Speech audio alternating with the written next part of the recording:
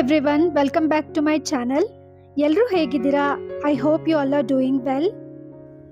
ಇವತ್ತಿನ ಎಪಿಸೋಡ್ನಲ್ಲಿ eggless salt biscuits ಹೇಗೆ ಮಾಡೋದು ಅಂತ ನೋಡೋಣ. ಇದು ಚಿಕ್ಕ ಮಕ್ಕಳಿಂದ ಹಿಡಿದು ವಯಸ್ಸಾದವ್ರವರೆಗೂ ತುಂಬ ಇಷ್ಟಪಟ್ಟು ತಿನ್ನೋವಂಥ ತಿಂಡಿ. ಹೊರಗಡೆ ತಗೊಂಡು ತಿನ್ನೋದಕ್ಕಿಂತ ನಾವು ಈ ಥರ ಈಸಿಯಾಗಿ ಮನೆಯಲ್ಲೇ ಮಾಡ್ಕೊಳ್ಬೋದು. ಹಾಗಿದ್ರೆ ಬನ್ನಿ ಇದನ್ನು ಹೇಗೆ ಮಾಡೋದು ಅಂತ ನೋಡೋಣ.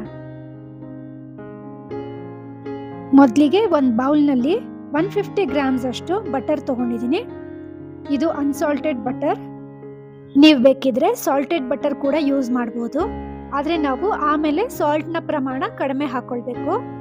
ಇದನ್ನು ಈಗ ಚೆನ್ನಾಗಿ ಮಿಕ್ಸ್ ಮಾಡ್ಕೊಳ್ಳೋಣ. ಇದನ್ನು ಕ್ರೀಮಿಂಗ್ ಅಂತ ಹೇಳ್ತಾರೆ. ಈ ಮೆಥಡ್ನ ನಾವು ಚೆನ್ನಾಗಿ ಮಾಡಿಕೊಂಡ್ರೆ ನಮ್ಮ ಬಿಸ್ಕೆಟ್ಸ್ ತುಂಬ ಚೆನ್ನಾಗಿ ಬರುತ್ತೆ. ವಿಸ್ಕರ್ ಯೂಸ್ ಮಾಡೋದ್ರಿಂದ ಈ ಮೆಥಡ್ ತುಂಬ ಈಸಿ ಆಗುತ್ತೆ.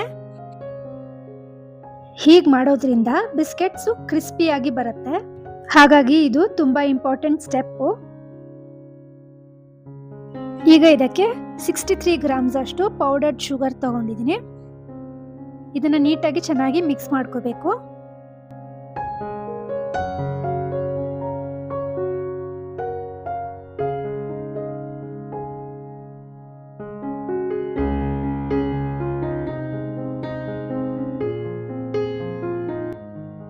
ಇದಕ್ಕೀಗ 1 ಟೇಬಲ್ ಸ್ಪೂನ್ನಷ್ಟು ಕಂಡೆನ್ಸ್ಡ್ ಮಿಲ್ಕ್ ಹಾಕೊಳ್ತೀನಿ. ಇದು ಗ್ರಾಮ್ಸಲ್ಲಿ 18 ಗ್ರಾಮ್ಸ್ ಬರುತ್ತೆ. ಈಗ ಇದಕ್ಕೆ 1 ಟೀ ಸ್ಪೂನ್ನಷ್ಟು ಸಾಲ್ಟ್ ಹಾಕೊಳ್ತೀನಿ.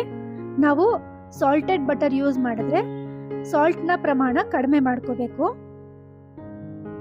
ಬಿಸ್ಕೆಟ್ನ ಟೇಸ್ಟ್ ಚೆನ್ನಾಗಿ ಬರೋದಕ್ಕೆ ನಾನಿಲ್ಲಿ 1 ಟೇಬಲ್ ಸ್ಪೂನ್ನಷ್ಟು ಮಿಲ್ಕ್ ಪೌಡರ್ನ ಹಾಕೊಂಡು ಚೆನ್ನಾಗಿ ಮಿಕ್ಸ್ ಮಾಡ್ಕೊಳ್ತೀನಿ.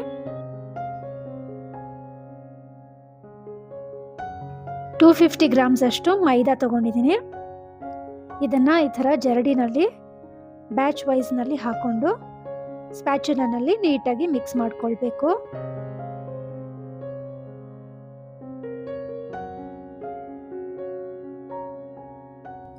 ಕಟ್ ಆ್ಯಂಡ್ ಫೋಲ್ಡ್ ಮೆಥಡ್ನಲ್ಲಿ ನಾವು ಸ್ಪ್ಯಾಚುಲಾ ಯೂಸ್ ಮಾಡಿಕೊಂಡು ಈ ರೀತಿ ಮಿಕ್ಸ್ ಮಾಡ್ಕೊಳ್ಬೇಕು.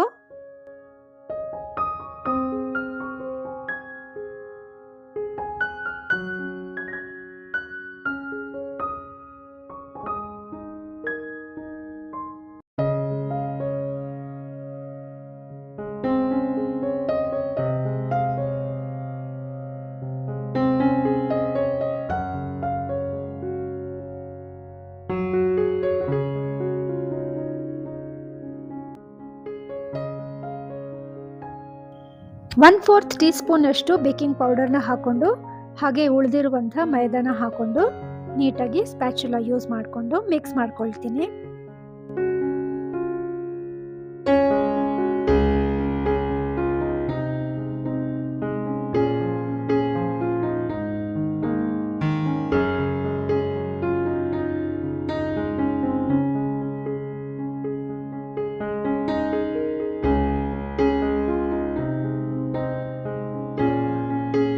ಕೈನಲ್ಲಿ ಈ ಥರ ನೀಟಾಗಿ ಮಿಕ್ಸ್ ಮಾಡಿಕೊಂಡು ಸಾಫ್ಟ್ ಆಗಿರುವಂಥ ಡೋ ರೆಡಿ ಮಾಡ್ಕೊಳ್ಬೇಕು.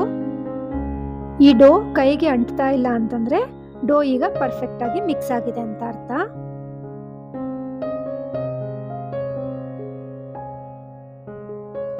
ಈಗ ಒಂದು ಬೇಕಿಂಗ್ ಟ್ರೇಗೆ ನಾನು ಈಕೋ ಬೇಕ್ನ ಹಾಕೊಂಡು ರೆಡಿ ಮಾಡಿ ಸೈಡ್ನಲ್ಲಿ ಇಡ್ತೀನಿ.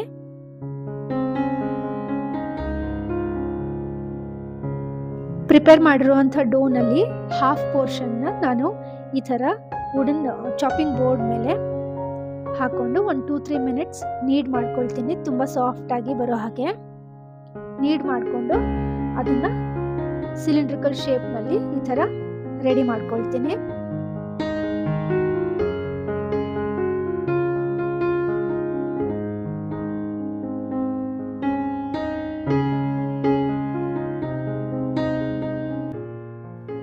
ನೀಡ್ ಮಾಡಿರುವಂಥ ಡೋನ ಈ ಥರ ಕ್ಲಿಂಗ್ ರ್ಯಾಪ್ನಲ್ಲಿ ಸುತ್ತಬಿಟ್ಟು ಇದನ್ನು 1 ಅವರ್ಗಳ ಕಾಲ ಫ್ರಿಜ್ನಲ್ಲಿ ಸೆಟ್ ಆಗೋದಕ್ಕೆ ಇಡ್ತೀನಿ.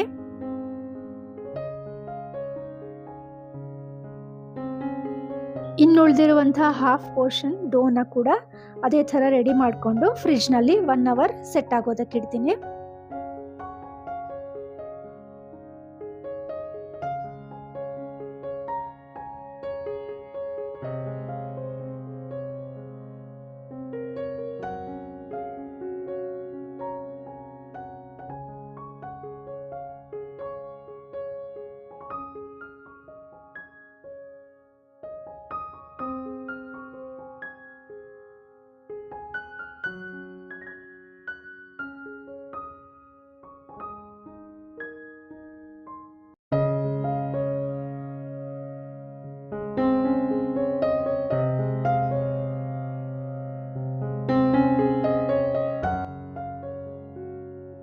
ಈಗ 1 ಅವರ್ ಆದಮೇಲೆ ನಾನು ಫ್ರಿಜ್ಜಿಂದ ಡೋನ ಆಚೆ ತೆಗೆದಿದ್ದೀನಿ. ನೋಡಿ ಈಗ ಡೋ ತುಂಬ ಸ್ಟಿಫ್ ಆಗಿದೆ. ಈಗ ನಾವು ಇದನ್ನು ಕಟ್ ಮಾಡಿದ್ಮೇಲೆ ನೀಟಾಗಿ ಪೀಸಸ್ ಆಗುತ್ತೆ.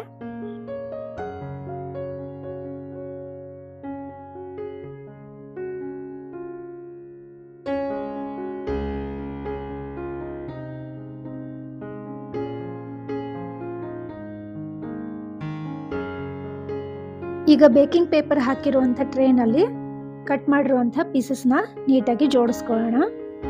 ಈ ಥರ ಮಧ್ಯ ಗ್ಯಾಪ್ ಕೊಟ್ಟು ನಾವು ಬಿಸ್ಕೆಟ್ಸ್ನ ಜೋಡಿಸೋದ್ರಿಂದ ಸ್ಟಿಕ್ ಆಗಲ್ಲ, ನೀಟಾಗಿ ಬೇಕಾಗತ್ತೆ. ಸೊ ಈ ಥರ ಗ್ಯಾಪ್ ಕೊಟ್ಟು ಒಂದಕ್ಕೊಂದು ಅಂಟದೇ ಇರೋ ಹಾಗೆ 2 ರೋಲ್ನಲ್ಲಿರುವಂಥ ಬಿಸ್ಕೆಟ್ಸ್ನ ಕಟ್ ಮಾಡಿ ಈ ಥರ ಬೇಕಿಂಗ್ ಟ್ರೇನಲ್ಲಿ ಹಾಕೊಂಡಿದ್ದೀನಿ. ಇದನ್ನು 160 ಡಿಗ್ರಿನಲ್ಲಿ ಪ್ರೀಹೀಟ್ ಆಗಿರುವಂಥ OTGನಲ್ಲಿ 15 to 20 ಮಿನಿಟ್ಸ್ ಬೇಕ್ ಮಾಡ್ಕೊಂಡಿದ್ದೀನಿ.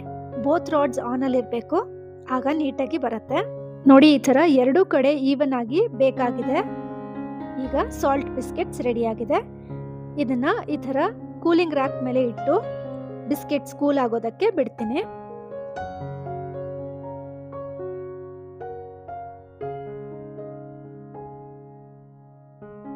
ಬಿಸ್ಕೆಟ್ಸ್ ಕಂಪ್ಲೀಟ್ಲಿ ಕೂಲ್ ಆದಮೇಲೆ ನಾವು ಇದನ್ನ ಏರ್ ಟೈಟ್ ಜಾರ್ನಲ್ಲಿ ಹಾಕಿ ಯೂಸ್ ಮಾಡ್ಕೊಳ್ಬೋದು. ನಾನು ಇದನ್ನ ಕಸ್ಟಮರ್ಸಿಗೆ ಕೊಡೋದಕ್ಕೋಸ್ಕರ ಸೆಲ್ಲಿಂಗ್ ಪರ್ಪಸ್ಗೋಸ್ಕರ ಮಾಡಿದ್ದೀನಿ.